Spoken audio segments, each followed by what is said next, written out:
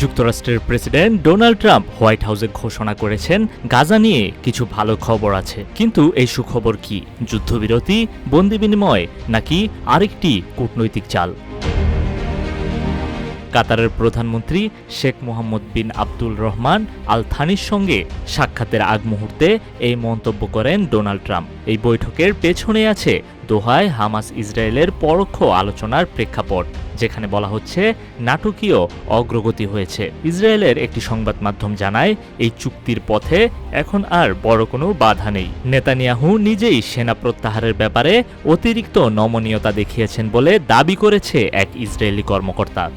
সমৃদ্ধির পথে এগিয়ে যেতে দরকার ইস্পাত দৃঢ় ভিত্তি, তাই স্থাপনার স্থায়িত্ব নিশ্চিত করুন সর্বোচ্চ মানের ZSRM ব্রডবার। ZSRM bond to bond. Trump প্রশংসা করেছেন তার মধ্যপ্রাচ্য বিষয়ক দূত স্টিভ উইটকফকে, যিনি গাজা ইস্যুতে উচ্চ পর্যায়ে কাজ করছেন। প্রশ্ন উঠেছে, এই কাজ কি একটি বড়সড় চুক্তির প্রস্তুতি কিনা? 2023 সালের 7 অক্টোবর থেকে ইসরায়েলের হামলায় গাজা উপত্যকায় রূপ নেয় মৃত্যুপুরীতে। গাজায় নিহত হয়েছেন প্রায় 58,500 জন ফিলিস্তিনি, যাদের অধিকাংশই নারী ও শিশু। শহরটিতে নিখোঁজ এখনও 10,000-এর বেশি। বাস্তুচ্যুতের সংখ্যা ছুঁয়েছে কয়েক মিলিয়ন। যদি যুদ্ধবিরতি ও বন্দি বিনিময় হয়েও থাকে, তবু প্রশ্ন থেকেই যায়, গাজার ভবিষ্যৎ কি? অবরোধ কি শিথিল হবে? পুনর্বাসন, পুনর্গঠন এবং স্বাধীন ফিলিস্তিনের প্রশ্ন কি থাকবে ট্রাম্পের সুখবরে?